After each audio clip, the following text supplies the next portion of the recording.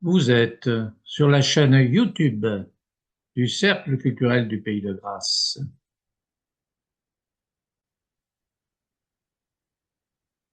Bonjour madame, bonjour monsieur. Le sujet de notre rencontre aujourd'hui, c'est la loi de séparation des églises et de l'État de 1905. Elle va être votée après des siècles de conflits entre le pouvoir temporel et le pouvoir spirituel et après des décennies de querelles entre l'Église catholique et la République. Alors, avant d'étudier les articles de la loi, je vais revenir rapidement sur ces siècles et sur ces décennies du conflit. Et ensuite, pour terminer, nous verrons les premières difficultés de son application avant qu'elle ne devienne un des fondements de notre société et de notre République, c'est-à-dire avant la Seconde Guerre mondiale. Dans l'Antiquité, les pouvoirs religieux et politiques sont liés, aussi bien en Égypte, en Grèce qu'à Rome. César et Auguste avaient les pouvoirs de souverain pontife, de Pontifex Maximus. C'est pour ça qu'ils ont pu réformer le calendrier. Avec le christianisme, il y a une grande nouveauté, c'est-à-dire que son fondateur, lui, proclame que son royaume n'est pas de ce monde.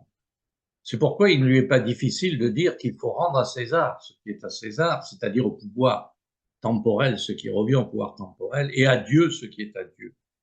Mais évidemment, cela ne veut pas dire forcément que ses disciples auront la même attitude que lui, et c'est ce que suggère ce journal anticlérical La Calotte, dont nous allons reparler bien sûr.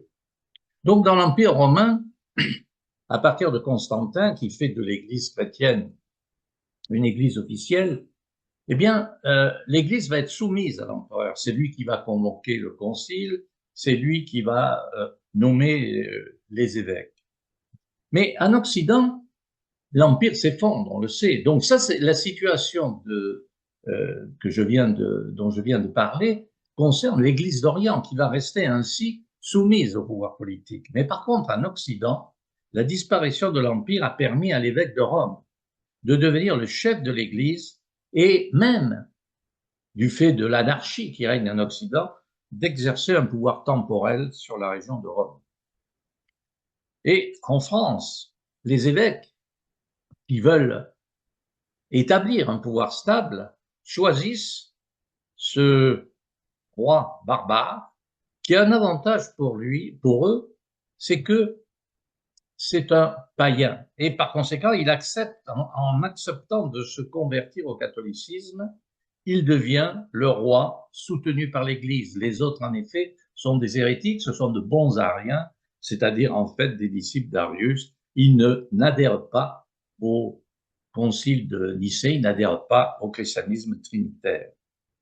Puis ce sera le sacre de Charlemagne par le pape à Rome. Et à partir de là, ses successeurs, les rois de France, seront sacrés.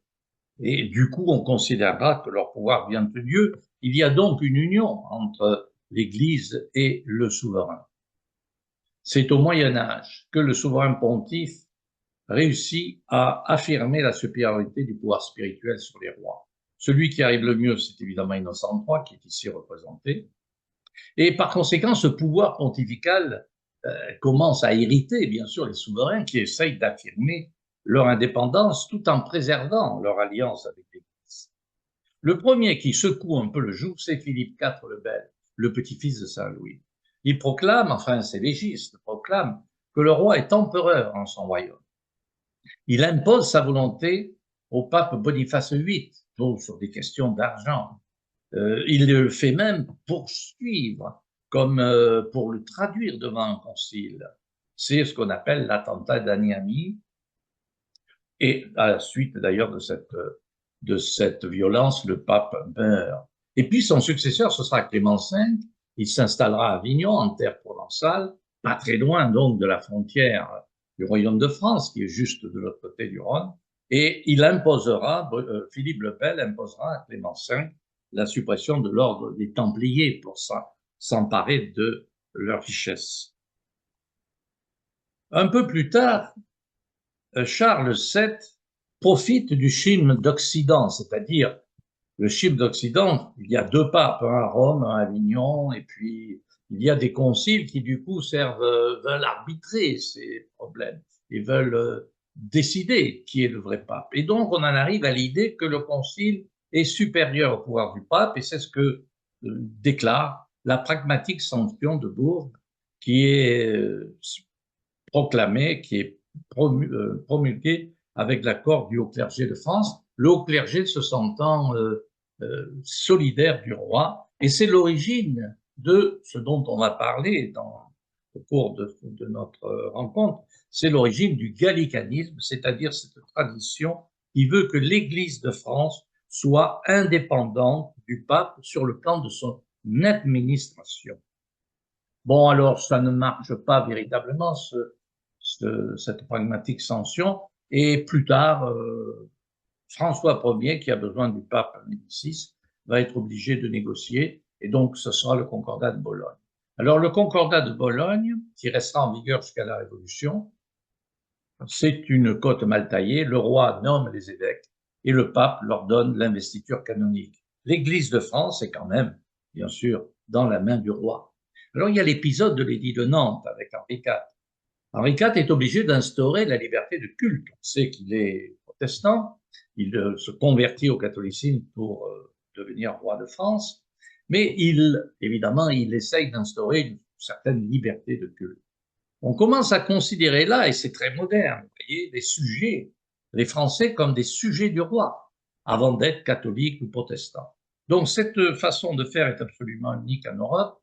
De toute façon, ça se fait nulle part. Il y a là où le prince est protestant, il faut être protestant. Là où le prince est catholique, il faut être catholique. Bon, mais c'est la particularité de la France qui évoque, qui annonce les événements ultérieurs. Louis XIV, on le sait, supprimera l'édit de Nantes. Mais Louis XIV, avant de supprimer l'édit de Nantes, promulgue la déclaration des 4 articles qui est écrite par Bossuet, qui est largement approuvée, semble-t-il, par les évêques, et qui affirme les libertés de l'Église gallicane, et toujours au détriment du pouvoir pontifical. C'est-à-dire que on affirme là encore, comme pour la pragmatique sanction, que le concile est au-dessus du pape et que le pape n'a pas à intervenir dans l'administration de l'Église de France. Alors, évidemment, les parlements, c'est-à-dire les cours de justice, sont au XVIIIe siècle largement contre le pouvoir du pape, pour le gallicanisme. Ils sont jansénistes plutôt, c'est-à-dire pour une religion plus rigoureuse que celle que proposent par exemple les jésuites. Et donc cette lutte entre jansénistes et jésuites fait que les parlements expulseront les jésuites qui sont jugés trop partisans du pape. On dit ultramontains. Ultramontains, c'est-à-dire partisans d'un pouvoir qui vient d'au-delà des mondes. Et la Révolution. La Révolution, c'est un grand bouleversement, c'est la Déclaration des droits de l'homme qui accorde la liberté religieuse. C'est, vous savez, le déficit de l'État. L'État est très endetté. Le service de la dette représente une part importante du budget. L'Assemblée nationale ne sait pas comment résoudre ce problème que la monarchie ne pouvait pas résoudre et qui a d'ailleurs provoqué largement la Révolution. Et donc, idée géniale, on va nationaliser les biens du clergé. Car là, on a une fortune, non pas gigantesque, mais enfin suffisamment importante pour couvrir tous les déficits de l'État. Donc, on nationalise les biens du clergé et, par conséquent, il faut réorganiser l'Église de France. Bon, les ordres religieux sont supprimés, ils sont contraires aux idées de 1789. Ils sont les vœux perpétuels, évidemment, sont contraires à la liberté individuelle, enfin pour les révolutionnaires. Et en plus, à cette époque, ils sont peu nombreux dans les couvents, n'est-ce pas, dans les couvents et dans les monastères. Par exemple, à Grasse, il y a plusieurs, 5, 6 couvents, et à part le couvent des sœurs, n'est-ce pas, où elles sont plusieurs dizaines, dans les autres couvents, ils sont 4. Donc, effectivement, on supprime les ordres religieux pour ces deux raisons, et il faut établir une nouvelle organisation de l'Église de France. Et alors, on va le faire sans l'accord du pape. On va le faire sans, évidemment, c'est le gallicanisme, c'est le jansénisme. Et c'est même l'idée que l'Église doit revenir à plus de modestie, à moins de richesse. Et donc, puisque la révolution consiste à remplacer le pouvoir qui vient d'en haut, du roi, de Dieu, par un pouvoir qui vient d'en bas, c'est-à-dire du peuple, eh bien, on va décider de faire élire les évêques et les curés par les citoyens. Et puisqu'on a pris leurs biens, eh bien, ils vont devenir agents d'un service public du culte. Ils vont être rémunérés par la nation. Bon. 7 évêques, 55% des prêtres prêtent le serment, mais finalement, ce serment va être condamné par le pape Pie VI en mars 1791, ce qui, évidemment, divise le clergé tout de suite entre ceux qui vont suivre le pape, qui vont être donc des réfractaires, ils ne vont pas vouloir faire le serment, ou ils vont renoncer au serment qu'ils avaient fait, et puis le clergé patriote. Alors, à Grasse, par exemple, le curé, Boniface Mougin de Roquefort, le frère du premier consul de Grasse, va être un des premiers à rejoindre, il est député du clergé, comme son frère d'ailleurs est député du tiers-état, et il va être un des premiers à rejoindre le tiers-état et à prêter serment à la Constitution. Il va, une fois qu'il n'est plus député, il va revenir à Grasse, exercer son ministère, faire sonner les cloches de la cathédrale, célébrer la messe jusqu'à sa mort en septembre 1793. Et quand il meurt, il échappe évidemment à ce qu'on appelle la déchristianisation, c'est-à-dire toute cette période où la Révolution va pourchasser, se mettre contre l'Église, contre les croyants. Alors évidemment, c'est un mouvement qui ne vient pas spécialement, véritablement du gouvernement, mais qui vient de la base. Et évidemment, cela va provoquer la destruction de cette Église constitutionnelle qui va être abandonnée par la Révolution.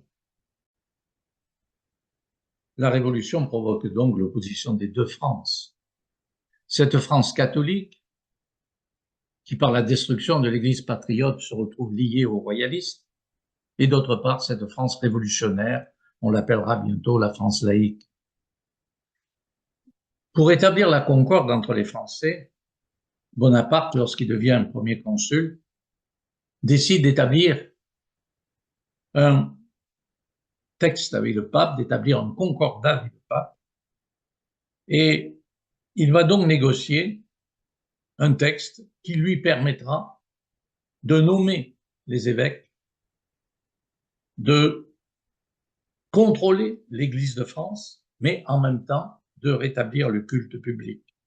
Ce concordat est signé le 15 juillet 1801 et il sera suivi par des articles organiques qui vont contraindre très sérieusement l'Église catholique, puisque les évêques seront quasiment soumis au préfet, ils ne pourront pas s'assembler, ils ne pourront pas communiquer avec le pape, ils ne pourront pas se déplacer sans autorisation. En fait, il y a un contrôle très strict de l'État sur l'Église catholique. Et puis, ces articles organiques élargissent ces dispositions aux luthériens, aux réformés et finalement encore aux juifs.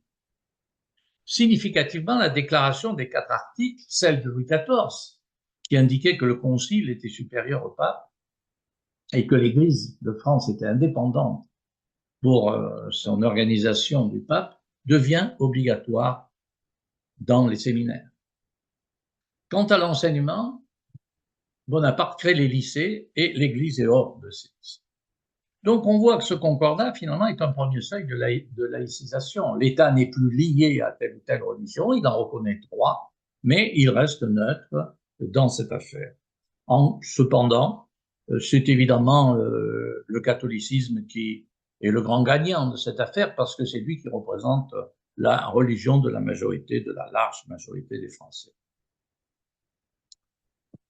Donc ce concordat sera appliqué jusqu'à la loi de 1905. Mais en revanche, le monopole de l'État créé par Bonaparte sur l'enseignement sera progressivement supprimé. Sous la monarchie de Juillet, la loi Guizot de 1833 va accorder la liberté de l'enseignement primaire qui existait en fait et prévoir une liberté d'organiser les écoles comme on l'entend pour ceux qui n'est pas dans l'enseignement public. La loi Fallou de 1850 va établir la liberté de l'enseignement secondaire. Nous sommes là au début de la Deuxième République et juste avant qu'établisse le Second Empire. Cette loi crée un contrôle des cultes sur les instituteurs, de tous les cultes, selon évidemment la majorité dans les communes. Et enfin, on peut parler aussi de la loi du Rhuys en 1867, le Second Empire, qui crée des écoles de filles, qui impose de créer des écoles de filles dans les communes de 500 habitants, qui établit la possibilité d'une gratuité du primaire et qui pousse évidemment les communes à organiser des écoles. On a un taux de scolarisation qui est très élevé dès 1867. Et enfin, en 1875, sera établie la liberté de l'enseignement supérieur. Donc, les congrégations religieuses qui avaient été supprimées à la Révolution, finalement, peu à peu, rentrent en France. Certaines sont reconnues par la loi, c'est le cas des frères des écoles chrétiennes, qui sont reconnus par l'empereur Napoléon, dès le début, donc. Et ces congrégations religieuses dominent dans l'enseignement privé et sont aussi présentes dans l'enseignement public. L'enseignement privé est fait par les congrégations à cette époque.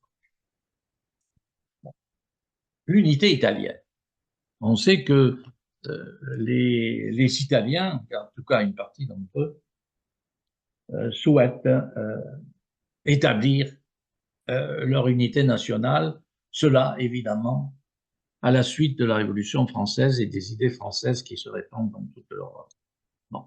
Mais cette unité italienne impose la perte des États pontificaux.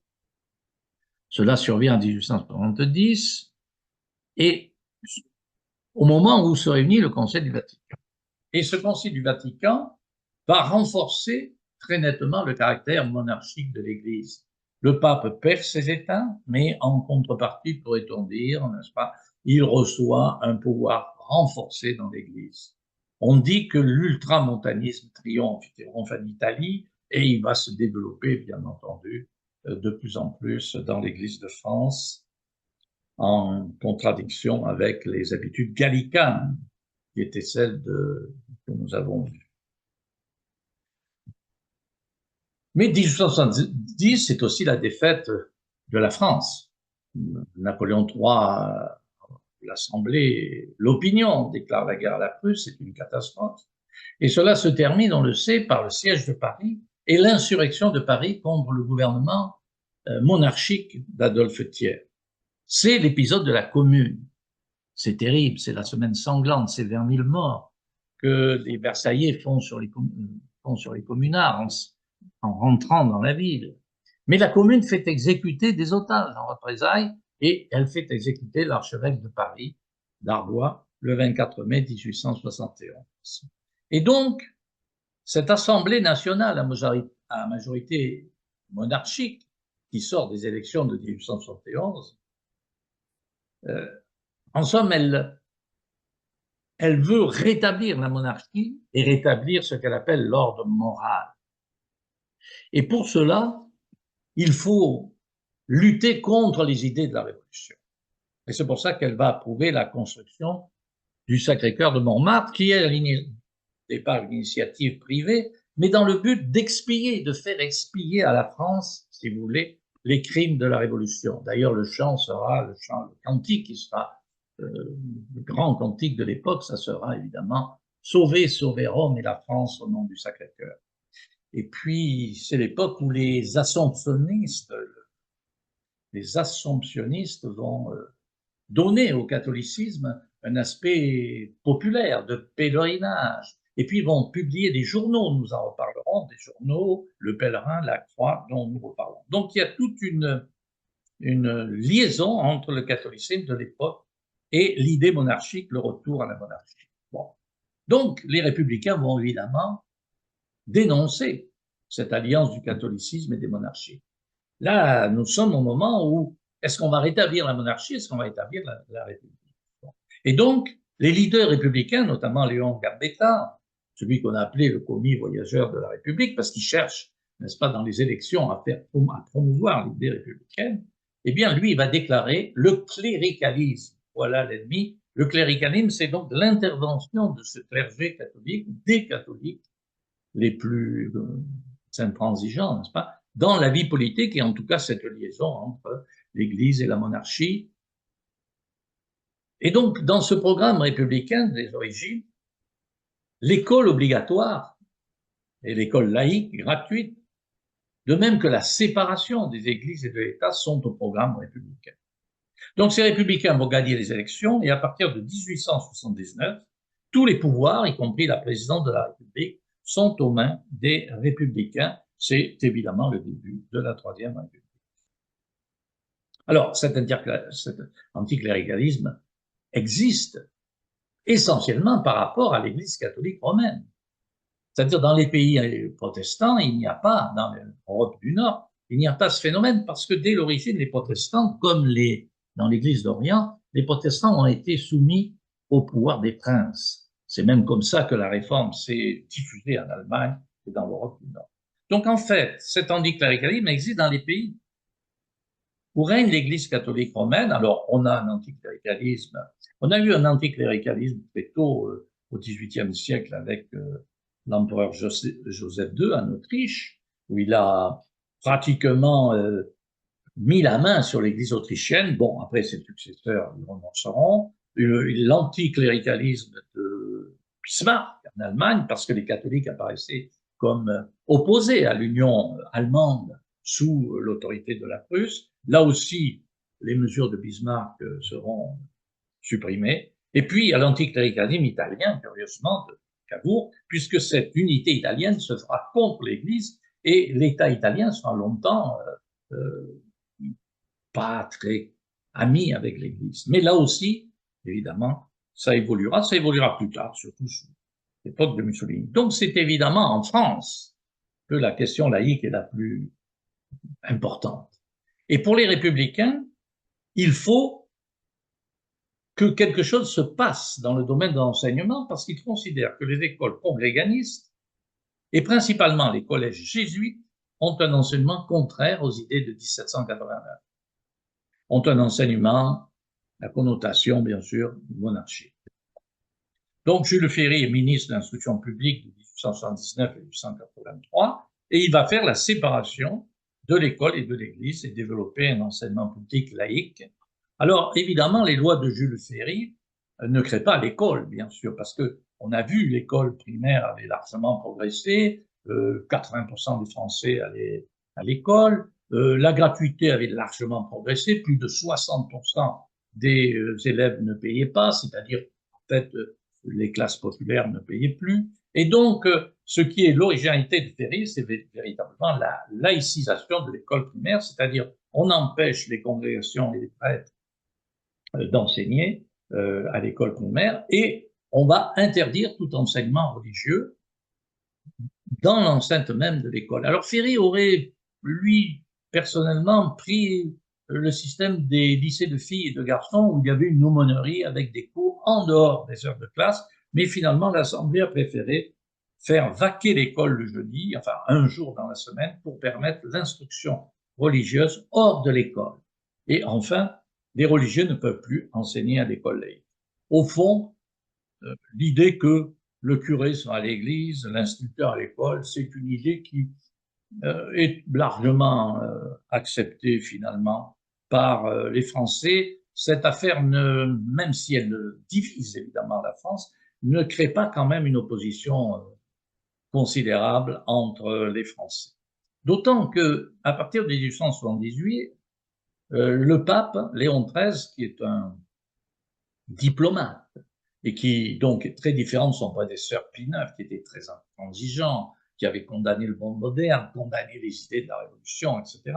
Donc ce pape Léon XIII souhaite le ralliement des catholiques à la République. Il faut dire que les monarchistes ont reculé très vite. Le comte de Chambord, le dernier prétendant légitime, est mort en 1883. Or, c'est lui qui véritablement représentait l'ancienne monarchie, n'est-ce pas? Les orléanistes ne sont pas véritablement des fanatiques de la monarchie. Ils vont se rallier assez facilement à la République. Donc, le pape souhaite que les catholiques se rallient à la République parce que, ne serait-ce que pour participer à l'élaboration des lois. Donc, de 1893 à 98, la situation s'améliore, les gouvernements appliquent de façon libérale les textes qui limitent le pouvoir des congrégations et leur rôle dans l'enseignement, et donc des députés catholiques, des députés ralliés siègent à l'Assemblée dans des groupes de centre.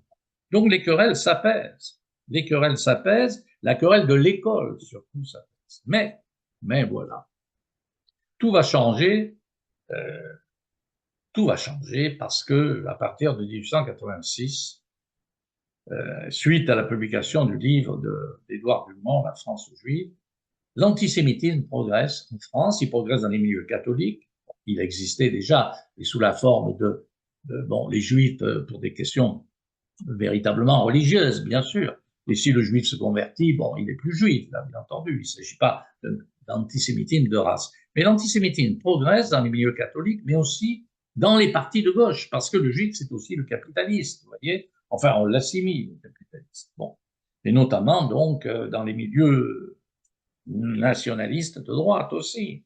Bon, pour les ultra-catholiques, évidemment, il y a un danger parce que l'identité de la France catholique est menacée par les francs-maçons, les protestants, les juifs, voilà. Et c'est eux d'ailleurs qui votent ces fameuses lois laïques. Et puis le deuxième événement, c'est l'affaire Dreyfus. Alors, il y a évidemment un lien entre l'affaire Dreyfus et l'antisémitisme, puisque Dreyfus est juif. Bon, donc on sait que Dreyfus est innocent, on sait qu'il est accusé parce qu'il est juif, on sait que Émile Zola va lancer l'affaire au niveau politique et au niveau de l'opinion. Au début, les gouvernements républicains ne se mêlent pas de cette affaire, mais la France se retrouve coupée en deux par cette affaire Dreyfus. Donc, d'un côté, n'est-ce pas, les Dreyfusards, la nouvelle Ligue des droits de l'homme, des intellectuels, des hommes politiques, Zola, Péguy, Clémenceau, Jaurès. Et puis, de l'autre côté, les plus nombreux, les anti-Dreyfusards, où se trouvent tous les antisémites, tous les nationalistes, parce qu'il ne faut pas, évidemment, aller contre ce qu'a décidé l'armée, la nouvelle Ligue de la patrie française, les officiers, l'état-major, bon, la large majorité, n'est-ce pas, de la presse, et puis, bien sûr, le journal La Croix, le journal des Assomptionnistes, qui se lance dans une campagne anti-juive et anti-Dreyfus, qui ne plaît pas d'ailleurs du tout au pape Léon XIII, qui essaye même de les modérer. Parce qu'il craint évidemment pour sa politique de ralliement, et d'ailleurs il a raison, elle va capoter complètement.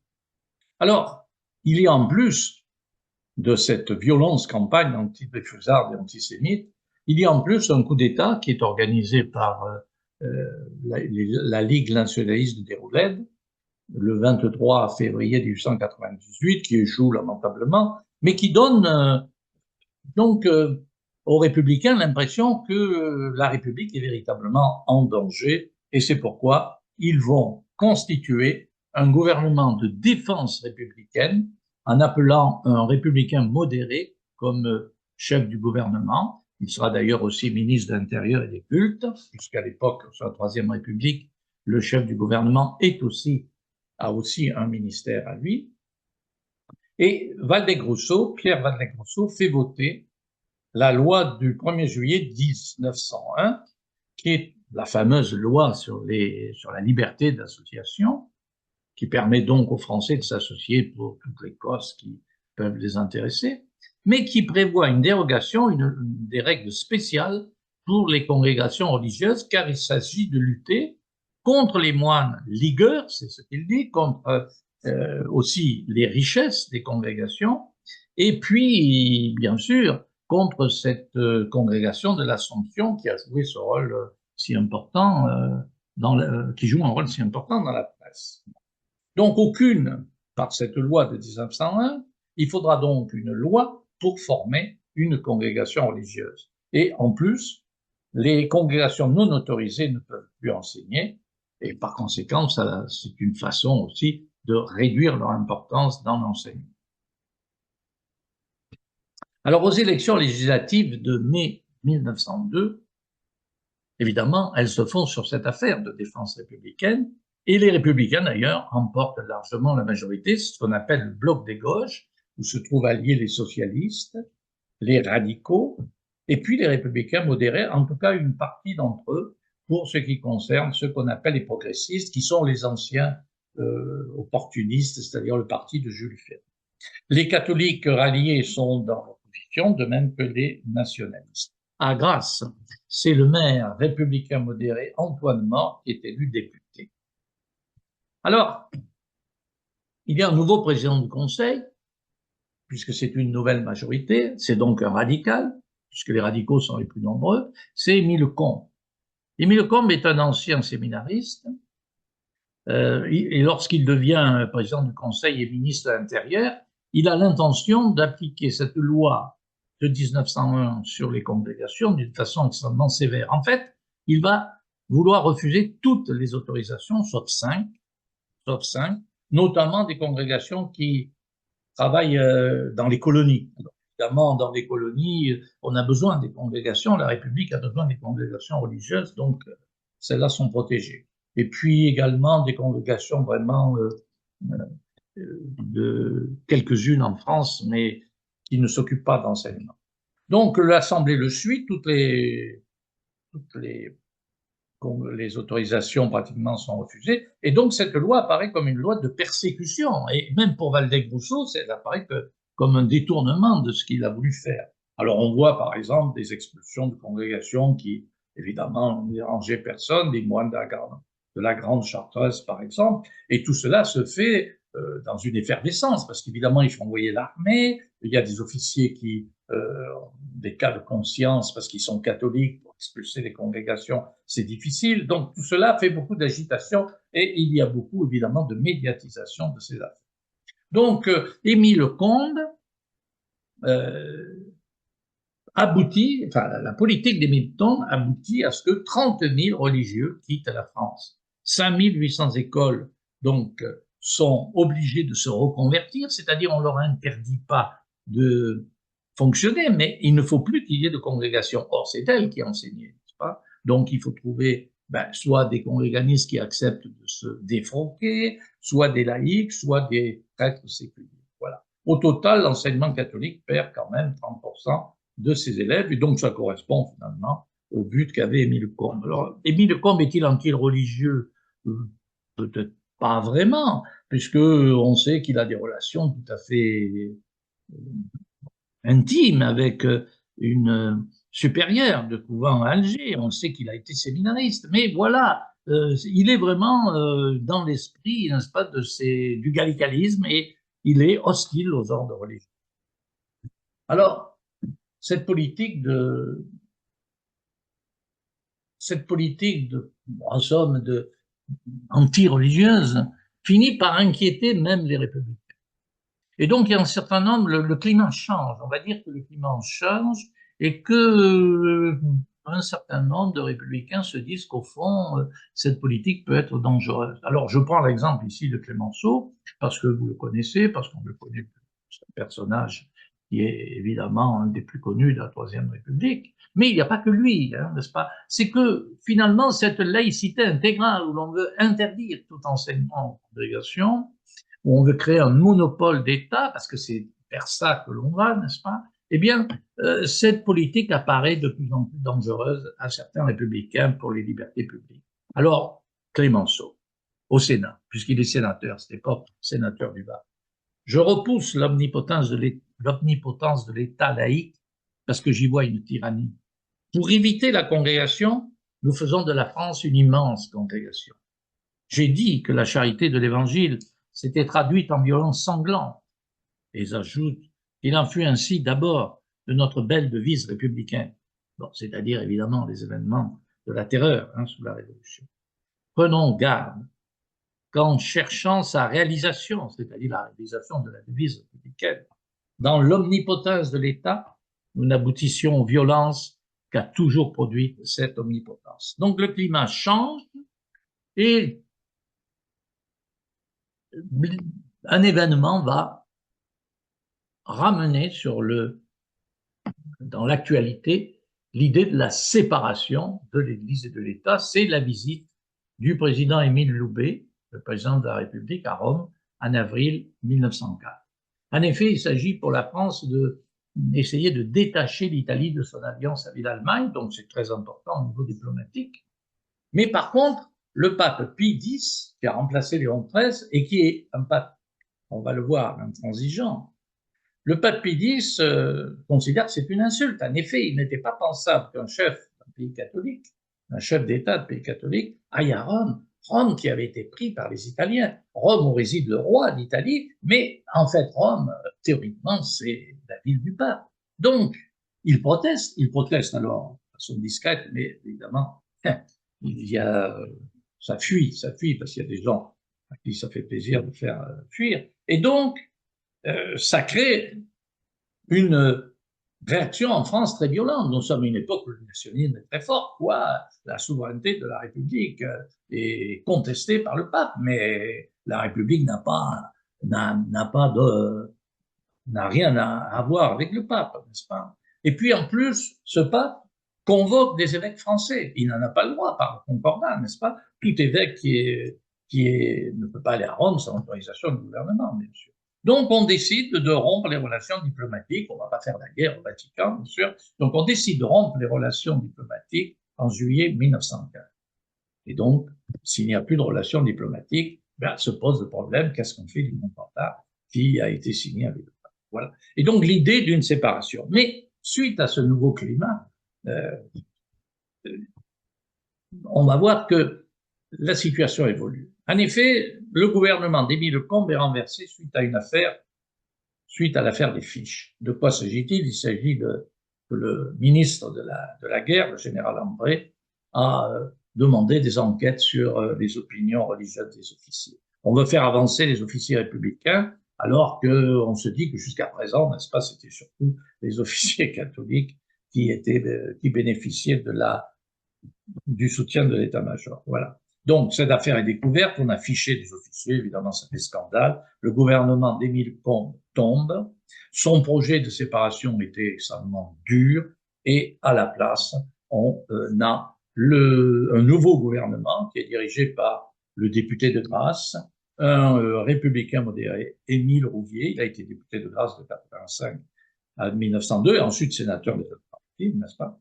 Et donc, il devient président du Conseil, mais ce n'est pas lui qui va diriger cette affaire de séparation. Lui, il est très prudent. Il laisse travailler, n'est-ce pas, le président de la commission parlementaire qui a été formée sur cette question, et notamment le rapporteur de cette commission, qui est Aristide Briand, un jeune député socialiste. Et cet Aristide Briand, bien, il a un peu l'idée que Raymond Poincaré et que d'autres hommes politiques, j'ai dit que le climat avait changé, c'est-à-dire qu'on se rend compte que cette séparation doit être libérale pour qu'elle réussisse, n'est-ce pas? Et c'est un peu l'idée de Briand. Briand, bon, là, il va commencer sa carrière, il va devenir un grand homme d'État. Pour l'instant, c'est un jeune député.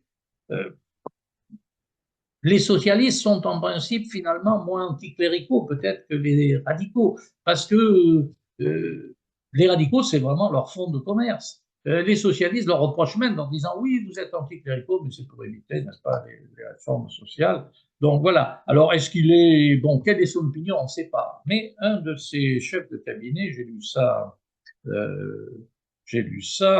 de ses chefs de cabinet lui avait envoyé une carte postale, n'est-ce pas? Il était allé en Bretagne, et Ian est breton, il lui avait envoyé une carte postale montrant une bretonne, une paysanne, qui récitait son chapelet devant une chapelle, une petite chapelle rurale. Et il dit, Briand a gardé cette carte postale sur son bureau lorsqu'il deviendra président du Conseil, pendant plus d'un an, n'est-ce pas? Il a interdit qu'on l'enlève. Et il dit, voilà, donc il avait cette idée qu'on ne pouvait pas aller faire une loi contre cette France catholique, contre ces catholiques, en tout cas très nombreux, et qu'il fallait trouver un compromis, une loi acceptable, payée par l'opinion. Alors voilà. Et donc, c'est lui qui va conduire les débats. Il veut parvenir, je l'ai dit, à un texte libéral. Mais bien sûr, il y a eu ce climat quand même de lois anticléricales très fortes, et donc c'est vrai que les catholiques, et notamment les catholiques des plus intransigeants, voient arriver cette loi comme une nouvelle loi de persécution, même si, bon, on ne va pas croire sur parole tout ce que dit Briand au début. Donc, ils vont s'opposer pendant longtemps à cette loi.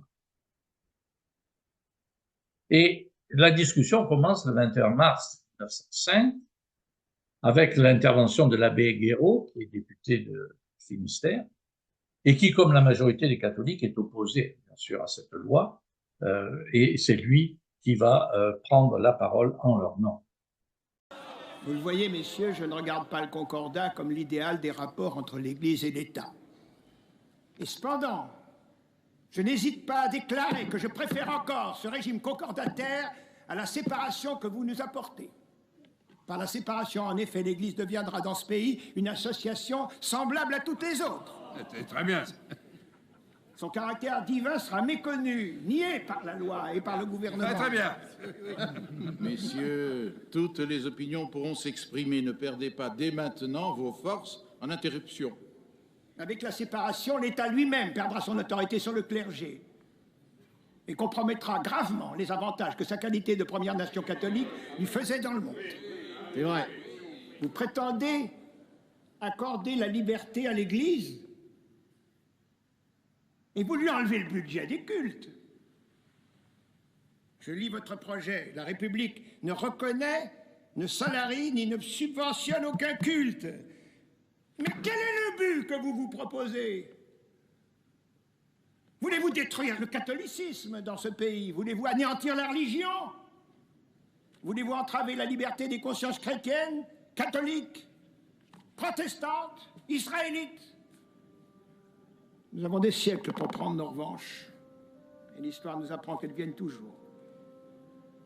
Aussi, je vous en conjure, messieurs, si vous voulez faire œuvre libérale, pacificatrice, si vous voulez, dans ce pays profondément catholique malgré tout, vous le savez bien, calmer les appréhensions légitimes de nos consciences, vous devez, non pas à cause de notre foi, non, je n'invoque pas cette raison qui serait vaine à vos yeux, mais à cause du principe fondamental de nos constitutions politiques, qui est le respect de la liberté de conscience, prendre les mesures naturellement indiquées pour donner à nos consciences catholiques la satisfaction qu'elles sont en droit de réclamer.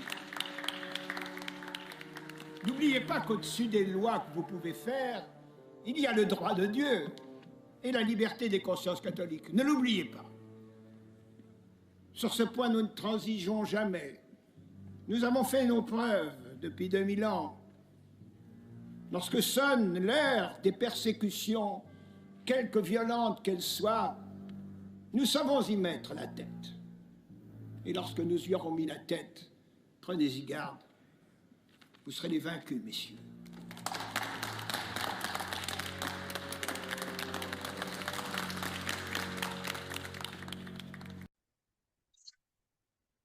La motion de l'abbé Guéraud ayant été repoussée, l'article 1er est adopté. La République assure la liberté de conscience. La liberté de conscience est plus large que la liberté religieuse, c'est le droit de croire ou de ne pas croire. Il y aura donc dans la loi d'autres articles qui empêcheront tous ceux qui essaieront d'empêcher toute pression sur les uns et les autres au titre de la religion. Et puis la deuxième partie, c'est la garantie du libre exercice des cultes. Alors évidemment avec des restrictions liées à l'ordre public, mais le libre exercice des cultes est compris tout de même de façon large, puisque c'est non seulement le droit de tenir des réunions dans des lieux de culte, mais c'est aussi le droit dans l'espace public de montrer sa religion, de faire des processions, de sonner des cloches, de porter des tenues. Donc évidemment, ça a été discuté, mais on en est arrivé à une conception large de la liberté de culte. L'article 2, c'est l'article qui met fin au concordat. C'est-à-dire la République ne va plus salarier ni aucun culte, aucun des trois cultes qui étaient salariés jusque-là. Alors elle ne les reconnaît pas, non pas au sens où elle ignore leur existence, mais au sens où elle ne les approuve pas, comme c'était le cas jusqu'à présent, puisque les cultes représentaient un service public. Donc, ils vont désormais ne plus être de droit public, ils seront de droit privé, bien entendu. Il ne faut pas se leurrer sur le sens du mot séparation, qui n'a aucun sens si on ne lui applique pas des idées précises, des idées déterminées. Il y a telle ou telle séparation dont l'Église peut très bien s'accommoder. Mais nous, libres penseurs, quelle est la séparation que nous voulons? Ce ne peut être que celle qui amènera la diminution de la malfaisance de l'Église et des religions. Quel aveu! Voici le résultat le plus palpable de votre séparation. Au lieu de désarmer l'Église, vous lui donnez des armes. Tout se borne à lui retirer le budget des cultes. Mais vous mettez par contre à sa disposition des biens soumis jusqu'à présent au contrôle administratif. Et vous les lui abandonnez en toute propriété, avec la faculté de les détourner de leur but et de les employer à la lutte contre la République. Vous spoliez la nation au profit de l'Église.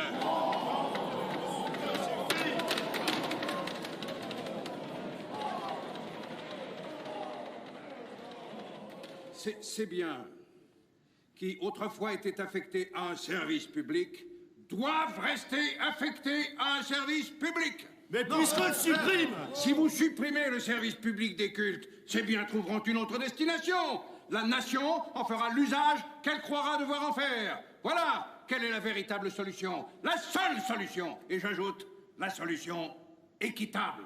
Une confiscation n'est pas une solution équitable. Alors qu'est-ce que je demande à la gauche? Je demande à la gauche de décider que l'Église, danger politique et danger social, doit être combattue de toutes les façons. Et je m'étonne qu'au moment où nous entreprenons contre l'Église un combat décisif, on nous demande de déposer les armes et de lui offrir un projet si libéral, tel qu'elle-même n'aurait jamais osé le souhaiter. Les députés ne vont pas suivre les conclusions de M. Allard. Mais tout de même, cet article 4 qui concerne les biens, qui étaient jusque-là des biens qui appartenaient aux établissements publics du culte, c'est un article extrêmement important. Et c'est grâce à cet article que Aristide Briand espère convaincre au moins partiellement l'Église catholique. En effet, il va être difficile pour lui de le faire admettre aux républicains, c'est qu'on va ajouter à cet article cette formule que j'ai soulignée, que les nouveaux établissements, les nouvelles associations cultuelles que la loi prévoit, pour se former dans chaque paroisse, dans chaque ville, devront se conformer aux règles d'organisation générale du culte dont elles se proposent d'assurer l'exercice. C'est-à-dire que pour les catholiques, il faudra se conformer au caractère monarchique de l'Église et respecter l'autorité de l'évêque. Évidemment, les républicains ont du mal à admettre cela, eux qui préfèrent que, évidemment, le pouvoir vienne d'en bas, des associations, qu'il s'agisse d'associations de laïcs. Et non, Briand leur explique que si l'on veut véritablement faire une loi libérale, il faut respecter les règles d'organisation du culte catholique, c'est-à-dire la présence d'évêques et même, bien sûr, du pape. Et pour l'adoption de cet article 4, Briand va recevoir l'appui du grand Jaurès. Jaurès qui est en train de faire l'unité des socialistes, il va la faire 2-3 jours après son intervention, et qui va apporter son soutien. Alors, on écoute bien son discours.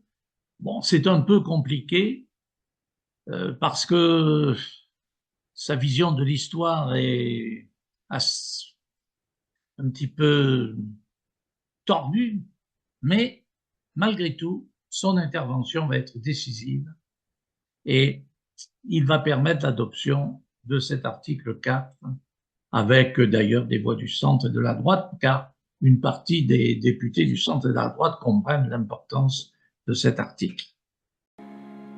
C'est parce que notre génie français avait cette admirable audace d'espérance et d'affirmation dans la pensée libre qu'il s'est réservé dans la réforme afin de se conserver tout entier pour la Révolution.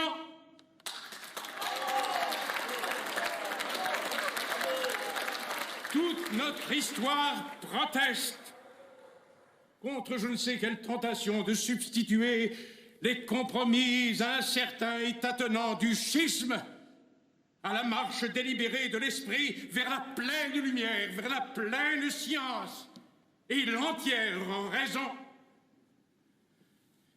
C'est sans équivoque, c'est sans ambiguïté. C'est en respectant, dans la limite même de leur fonctionnement, les principes d'organisation des églises. Et c'est en dressant contre ces églises la grande association des hommes travaillant au culte nouveau de la justice sociale et de l'humanité renouvelée. C'est par là, et non par des schismes incertains, que vous ferez progresser ce pays conformément à son génie. Voilà pourquoi l'œuvre que la Commission nous soumet, œuvre de loyauté, œuvre hardie dans son fond, mais qui ne cache aucun piège, qui ne dissimule aucune arrière-pensée, est conforme au véritable génie de la France républicaine. Nous ne faisons pas une œuvre de brutalité. Nous ne faisons pas une œuvre de sournoiserie. Nous faisons une œuvre de sincérité. C'est là le caractère du travail de la Commission. Et voilà pourquoi je m'y rallie.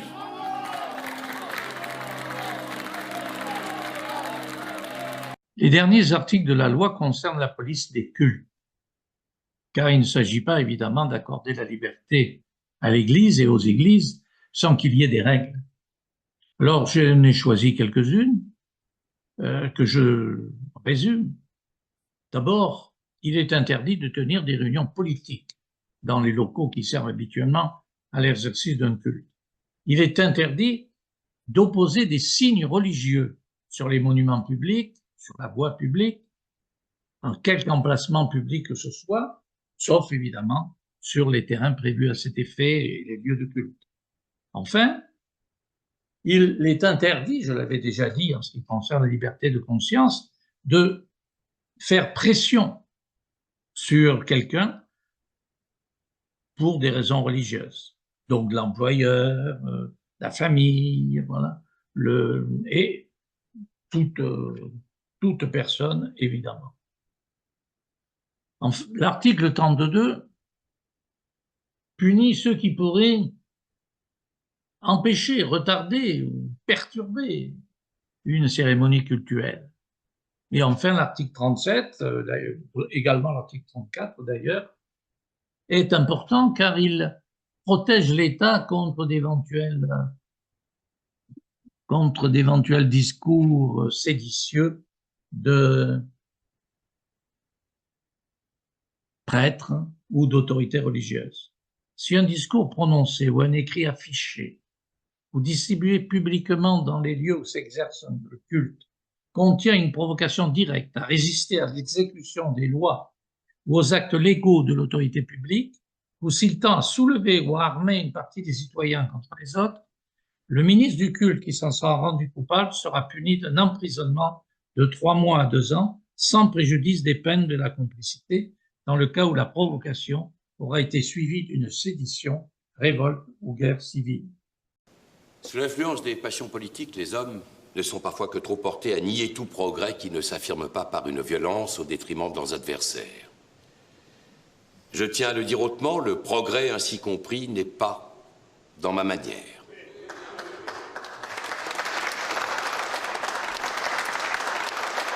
Dans ce pays où des millions de catholiques pratiquent leur religion, les uns par conviction réelle, d'autres par habitude, par tradition de famille, il était impossible d'envisager une séparation qu'ils ne puissent accepter. On m'a fait grief de certaines concessions au centre et à la droite. Messieurs, si j'avais fait de cette réforme une question d'amour-propre personnel, comme on peut y être porté quand on s'exalte devant la grandeur de sa tâche et qu'on se laisse entraîner au désir de la marquer exclusivement de son empreinte, si je n'avais eu que cette misérable préoccupation personnelle, c'était l'irrémédiable échec. J'ai compris autrement mon devoir. J'ai voulu réussir dans l'accomplissement de la tâche qui m'avait été confiée. Pour cela, sans perdre de vue un seul instant les principes essentiels de la réforme qui, tous, ont été respectés. Je n'ai pas reculé devant les concessions nécessaires. Si ceux de nos collègues qui ont combattu le principe de la séparation veulent bien porter sur notre œuvre un jugement selon leur conscience, ils seront bien forcés de reconnaître que nous avons fait pour le mieux. Maintenant, messieurs, permettez-moi de vous dire que la réalisation de cette réforme aura pour effet désirable d'affranchir ce pays d'une véritable hantise, sous l'influence de laquelle il n'a que trop négligé tant d'autres questions importantes, d'ordre économique ou social. Ces grands problèmes se poseront demain, dès qu'auront disparu des programmes politiques les questions irritantes qui, comme celle-ci, passionnent les esprits jusqu'à la haine et gaspillent en discorde stérile les forces les plus vives de la nation. La réforme que nous allons voter laissera le champ libre à l'activité républicaine. Et pour qu'il en fût ainsi, il fallait que la séparation ne donnât pas le signal de lutte confessionnelle. Il fallait que la loi se montrât respectueuse de toutes les croyances et leur laissât la faculté de s'exprimer librement.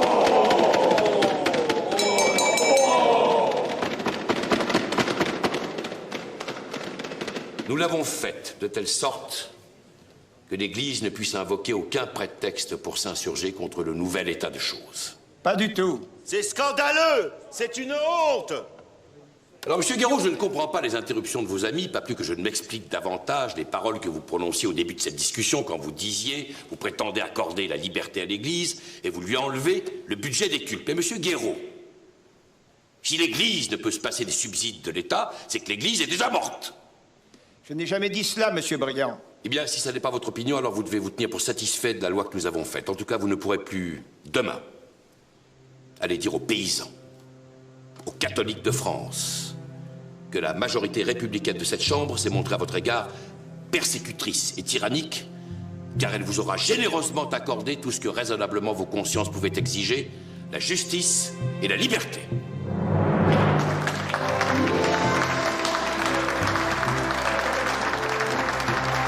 Eh bien, Briand a gagné. La loi sera adoptée sans modification par le Sénat le 6 décembre et promulguée le 9 décembre par le président de la République. Et alors, il est évident que le journal La Croix se lamente, bien sûr. Je vous lis quelques lignes. C'est le second acte du drame machiné par la franc-maçonnerie internationale et dont le premier s'est déroulé du voyage de Rome à la rupture avec le Saint-Ciel. Tous les catholiques, tous ceux qui, étrangers à leurs croyances, gardent le sang des grandeurs nationales, devront retenir cette date funeste, l'une des plus douloureuses, des plus humiliantes de notre temps. Elle marque pour la France l'ouverture d'une ère redoutable. Mais évidemment, la loi adoptée, il faut procéder aux inventaires des biens des organismes publics du culte pour les transférer à des associations cultuelles. Or, ces inventaires vont donner lieu à de nombreux incidents en 1906. Alors, évidemment, pas partout, mais les incidents seront nombreux et largement médiatisés. On voit ici la garde républicaine qui intervient devant l'église Sainte-Clotilde à Paris le 1er février 1906. Finalement, il y aura 3 morts au mois de mars 1906, ce qui provoque la chute du gouvernement et l'arrivée au pouvoir d'un autre gouvernement le 14 mars 1906, avec Clémenceau qui va devenir après président du Conseil assez rapidement, tandis que Briand devient ministre des cultes. C'est donc lui qui est chargé de faire appliquer la loi dont il a été le rapporteur. Donc on décide de cesser les inventaires s'il y a résistance, parce que, évidemment, les les catholiques qui résistaient, c'était surtout finalement des catholiques de base qui ont résisté en dehors de Paris, où là, la politique s'en est mêlée, il y a eu des députés d'extrême droite. Bon. Mais pour la province, c'était surtout des catholiques, parce que finalement, ils pouvaient avoir l'impression que l'on spoliait l'Église, alors qu'en fait, il s'agissait de transférer à des associations cultuelles. La loi étant en application, les évêques profitent de leur nouvelle liberté. Ils vont se réunir en mai 1906.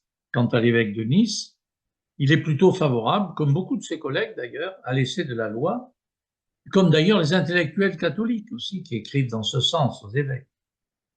Dans les Alpes-Maritimes, les inventaires sont calmes, mais à Breil et à Saorge, on voulait fonder des cultuels, et Monseigneur Chapon s'y oppose. Bien entendu, il est obligé d'obéir au pape. Mais l'article 4 sera d'ailleurs appliqué par le Conseil d'État au bénéfice des évêques. Un certain nombre de curés, 200 environ, il y a 200 cas qui arrivent devant le Conseil d'État, en justice, où des curés républicains veulent fonder les cultuels et appliquer la loi. Donc les évêques les destituent et le Conseil d'État donne raison aux évêques. Pourquoi? Parce que dans l'article 4, il faut respecter les règles d'organisation du culte dont on se propose d'assurer l'exercice. Et donc, l'article 4 a bien fonctionné en respectant la structure hiérarchique de l'Église. Quant au pape, Pie X, il a condamné la séparation, il condamne les cultuels, et il nomme des évêques ultramontains, 14, ils sont sacrés à Rome, et donc ils sont chargés de porter la bonne parole du pape dans l'épiscopat français. Et finalement, c'est amusant, les évêques ne pouvaient pas se réunir du temps du Concordat. Après le Concordat, ils peuvent se réunir, mais cette fois, c'est le pape qui interdit leur réunion, car il craint les réactions, évidemment, de l'évêché des évêques français. Il craint ce qu'on a appelé le gallicanisme. La loi de séparation est largement ratifiée aux élections législatives de mai 1906, puisque les républicains accroissent encore leur influence. On voit que la majorité de gauche est très large et la droite a encore perdu des sièges. À Grasse, d'ailleurs, c'est un radical socialiste, César Ossola, qui bat le républicain modéré Antoine More. C'est la première fois qu'à Grasse, la gauche arrive au pouvoir. Alors, les juifs et les protestants ont constitué des associations cultuelles et ils deviennent donc propriétaires de leur lieu du culte. Comme il n'y a pas d'association cultuelle catholique, tous les biens catholiques vont être mis sous séquestre. Donc les évêchés, les séminaires, les presbytères, et c'est le cas du petit séminaire de Grasse en 1907. C'est le bâtiment aujourd'hui du Collège Saint-Hilaire. Donc, la voix du peuple, alors il y avait à Grasse à l'époque des journaux de gauche, des journaux de droite, des journaux de toute tendance. Donc le journal de gauche, La Voix du peuple, du 9 février 1907, se réjouit de l'évacuation du petit séminaire et se moque un petit peu des incidents qui ont marqué cette évacuation. Tandis que le journal du commerce, qui est évidemment d'une tendance opposée, se plaint de cette expulsion et de la perte de cet excellent établissement d'enseignement qui était le petit séminaire de Grasse. Voilà. Mais les églises ne peuvent pas être mises sous séquestre.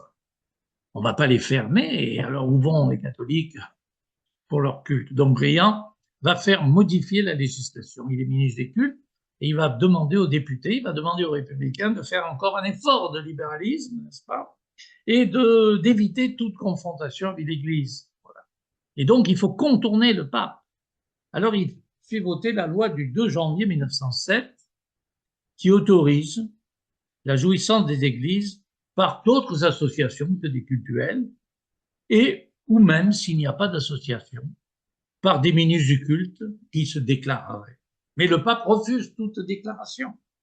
Alors, le 28 mars 1907, finalement, Briand fait voter une loi qui met les églises à la disposition du culte sans formalité aucune. C'est une loi qui autorise les réunions publiques sans déclaration préalable.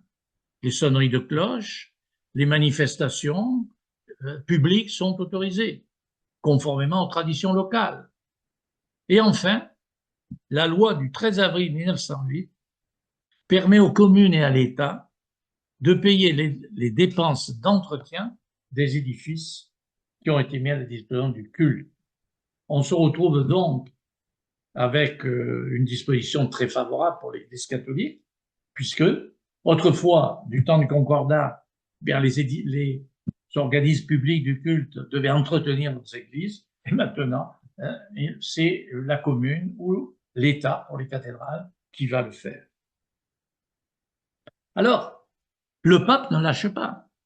Et il va continuer, malgré ces lois favorables, il va continuer à pousser les élèves à lutter contre ces lois laïques. Alors, on va s'apprendre à l'école publique. Et il va demander aux cardinaux et archevêques de faire une déclaration qui demande aux catholiques de surveiller la neutralité de l'école publique. Alors, il y a des procès, il y a des querelles, il y a un instituteur qui est condamné pour des propos délirants, bien sûr, mais finalement, ça suffit pas. Et en septembre 1909, alors que les cardinaux français sont à Rome, eh bien, Rome impose aux évêques une nouvelle lettre qui demande cette fois aux catholiques de ne plus envoyer leurs enfants à l'école publique, mais de l'envoyer à l'école catholique. Ils interdisent un certain nombre de manuels, ils mettent à l'index un certain nombre de manuels, notamment d'histoire, parce que, mais évidemment, ce sont des manuels de l'école publique. Donc, c'est évidemment, on demande, alors évidemment, ça risque de créer des incidents, puisque des parents vont refuser que leur enfant apprenne l'histoire sur ces manuels. Donc, les incidents se multiplient, et l'anticléricalisme, bien sûr, se déchaîne. Le journal La Calotte s'en donne à cœur joie. Donc, il y a à nouveau, après cette loi qui se voulait une loi d'apaisement, des querelles très très fortes. Et d'ailleurs, Briand, président du Conseil, je l'ai dit pendant 2 ans, va faire traduire des évêques et des prêtres devant les tribunaux, au nom des articles que nous avons vus, l'article 34 et 35, qui leur imposent de ne pas s'opposer aux lois qui ont été légalement adoptées, et à leur exécution, bien sûr. Donc, il y a un certain nombre d'évêques, même de cardinaux, qui passent devant les tribunaux. Bon, alors évidemment, ils disent « moi, je ne reconnais pas votre juridiction », mais enfin, néanmoins, ils sont condamnés à des peines relativement légères, et progressivement, une jurisprudence se met en place. La jurisprudence, c'est en gros, les prêtres et les évêques, en tant que citoyens, ont le droit de donner, bien entendu, comme tout le monde, leurs opinions, mais en tant que ministres du culte, dans l'exercice de leurs fonctions, ils ne peuvent pas s'opposer à des lois, à l'exécution de lois légalement votées. Voilà, peu à peu, il faut bien dire que la situation s'apaise, et puis arrive la guerre. Et donc, la guerre va changer quand même le climat. Le pape Pie X meurt en 1914, donc là, déjà, ce pape intransigeant, c'est déjà dans le sens de l'apaisement. Du coup, comme c'est la guerre, les membres des congrégations peuvent revenir, elles travaillent dans les hôpitaux, elles sont donc acceptées, la loi est suspendue, et puis les catholiques, les curés surtout, se retrouvent dans les tranchées avec les laïcs. Et évidemment, tout cela va modifier la perception des uns et des autres, la perception des prêtres sur les instituteurs, des instituteurs sur les prêtres. Après la victoire, le Bloc national dirige la France. C'est une coalition d'une partie des radicaux, donc d'une partie de la gauche, et d'une partie de la droite. Elle est dirigée par Clemenceau, le père de la victoire, l'homme qui a réussi à amener la France à surmonter cette épreuve terrible de la guerre. Et l'anticléricalisme n'est véritablement plus d'actualité. Bon, alors, du coup, le nouveau pape Benoît XV canonise Jeanne d'Arc en 1920 et l'Assemblée, sur proposition de Maurice Barrès, institue la fête nationale de Jeanne d'Arc le 8 mai, qui est toujours aujourd'hui le 8 mai, le dimanche qui suit le 8 mai. Et enfin, le gouvernement Briand rétablit les relations avec le Saint-Siège le 28 mai 1921. Alors, le nouveau pape, c'est Pie XI. Et avant l'élection de Pie XI, Monseigneur Chapon qui était toujours en pointe sur les associations cultuelles, publie des articles en faveur d'associations qui seraient diocésaines, c'est-à-dire une association par diocèse et non plus une association par paroisse. Et c'est effectivement ce que le nouveau pape Pie XI va accepter. Il souhaite un accord avec le gouvernement et finalement, un accord est trouvé. Le Conseil d'État valide comme conforme à la loi de 1905 ces associations diocésaines. On trouve donc un système où l'évêque est le président de droit et où, comme il y a une association, eh bien, c'est validé par le Conseil d'État. Bon. Donc, la loi de 1905 peut maintenant s'appliquer, sauf qu'elle ne s'applique pas sur tout le territoire de la République. Elle ne s'applique pas dans les colonies. Elle ne s'applique pas en Algérie, ou tout au moins pas en Algérie pour les musulmans qui continuent à être rémunérés par l'État. Elle ne s'applique pas à Mayotte, en Nouvelle-Calédonie. Bon. Elle s'applique par contre à Martinique et à la Guadeloupe. Et surtout, elle ne va pas s'appliquer en Alsace et Moselle, puisque l'Alsace et Moselle étaient allemandes en 1905 et qu'on lui a maintenu le droit local. C'était une condition, n'est-ce pas, du retour de l'Alsace et de la Lorraine. Il était véritablement politique de laisser à l'Alsace des avantages qu'elle avait de son droit local. Alors, il n'y a pas que le concordat, il y a aussi d'autres particularismes, il y a l'enseignement religieux à l'école publique, facultatif, bien sûr, voilà. Donc, l'Alsace-Moselle est en dehors de la loi de 1905. Et finalement, on s'aperçoit que cette loi qui a donné véritablement la liberté à l'Église de s'organiser, de se diriger comme elle le veut, elle lui a également donné l'utilisation gratuite des édifices. Donc, elle a perdu le budget des cultes, mais elle a gagné l'utilisation gratuite des églises. Elle serait malvenue peut-être de se plaindre.